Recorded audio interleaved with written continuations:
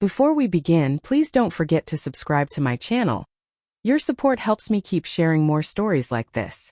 I never imagined one fleeting moment could unravel years of what I believed was a strong, unshakable life. Yet there I was, standing in the center of a glittering living room packed with people, staring at her as she turned away, like I was no one. The party buzzed with soft jazz, clinking glasses, and easy laughter. But all that noise vanished the second I stepped behind her. My arms lifted for a hug, the same one I'd given her every morning and every night for 10 years. "Hey," I said softly, my voice slicing through the music. She spun around, eyes burning with something I couldn't name. Anger, fear, maybe shame. "Don't you dare," she snapped, stepping back, hand raised as if to block me. Everything froze. The chatter, the laughter, it all dimmed. Or maybe it was just my mind shutting down. Her friends glanced over, sensing the tension, sensing that something between us had just cracked wide open. "Excuse me," I managed, my tone low and uncertain. "Don't you dare touch me," she hissed again, her face flushed. Not from the warmth of the room, but from a fury I didn't understand. Then she stormed off, weaving through the crowd with the same fierce energy she once had when our arguments were playful and passionate. But this time it wasn't playful. And something inside me broke. I didn't sleep that night. I just lay there, staring at the ceiling, counting the wooden beams, listening to the hum of the city outside while replaying every second of that moment. My fingers twitched to text her, to ask why, to demand clarity, but I didn't. Deep down I already knew. What happened at that party wasn't random, wasn't stress, wasn't an accident. It was a signal, one that told me the foundation I believed was unshakable had finally begun to crumble. The next morning, the silence in our bedroom felt different, colder, heavier. The warmth that used to linger between us had vanished overnight. I sat up, tracing the edge of the blanket with my fingers, feeling the hollow space where she should have been. Then she appeared in the doorway, hair tousled, expression neutral. "Morning," she said carefully, like she was testing the air. I looked at her for a long moment. I could see the caution in her eyes, the way she was trying to read me, trying to guess if I'd forgive, confront, or walk away. But I had already decided during the sleepless night. "Morning," I replied quietly, standing up and avoiding her eyes. "Coffee?" she offered, voice soft like an olive branch. "No," I said simply. The word came out heavier than I expected. I didn't need coffee. I didn't need small talk. I needed truth, and I was done pretending. She frowned. "What's wrong?" I let out a breath that carried years of suppressed disappointment. "I can't do this anymore," I said finally. "I can't keep pretending we're okay.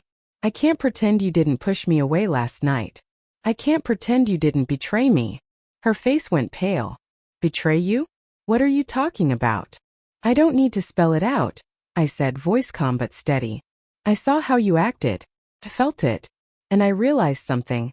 I can't be with someone who doesn't trust me, who doesn't respect me, or love me anymore." She opened her mouth but no words came. And that's the thing about betrayal. It doesn't always need evidence. Sometimes your instincts tell you the truth louder than proof ever could. The images of last night kept replaying. Her laugh with another man. The way her hand lingered on his arm. The spark in her eyes that wasn't meant for me. And then that moment, the hug I offered, the hug she refused. "You're imagining things," she said at last, voice trembling. Maybe I was upset. Maybe I just didn't want to be touched. "You're overreacting." I shook my head. "No. I'm not imagining, and I'm not overreacting. You rejected me in front of everyone. And I can't ignore that. This is who you've become. I can't marry fear. I can't marry dishonesty." Her eyes filled with tears, guilt, maybe regret. She stepped closer, whispering, "I can explain." "I don't want explanations," I interrupted. "I want honesty. And right now you're giving me everything but that." Later that morning I packed a small bag. Clothes, a toothbrush, a few things that were mine alone. She didn't stop me. She just stood there, silent tears sliding down her cheeks, as if watching something precious die. When I stepped outside, the sunlight was bright but cold. Each step away from that house felt like tearing off a piece of my past. Yet beneath the pain there was an odd calm. Relief. Relief that I had chosen clarity over confusion. Relief that I had walked away before resentment turned into hate. Relief that I finally understood love without respect is not love at all. Weeks passed. I settled into a small apartment downtown, surrounded by quiet. I tried to work, to eat, to sleep, but grief has a way of following you everywhere. Then one evening my phone buzzed. A message from her. I never meant to hurt you. I didn't know how to tell you. I'm sorry. Please. I stared at it for a long time, my thumb hovering over the screen, but I didn't reply. Some wounds can't be healed with words. Some betrayals don't deserve apologies. Months later, I saw her again at a mutual friend's gathering. She looked different, thinner, softer, like life had dimmed her spark. She walked toward me hesitantly. Can we talk? She asked. I shook my head. No. We already did. That night you turned away. And the next morning when I walked out, that was our conversation. Her lips trembled, but she said nothing. I turned and walked away. Each step felt like reclaiming a piece of myself.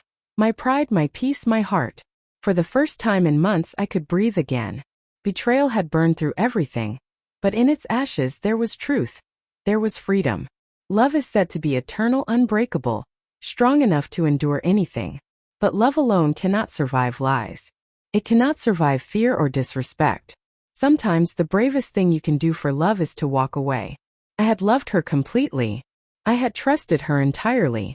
And in return she gave me a rejection so deep it changed how I saw myself, and what I would ever accept again. That night at the party she refused my hug. The next morning I refused our marriage. And in that choice I found something I thought I'd lost, my freedom to heal, to rebuild, and one day to hope again.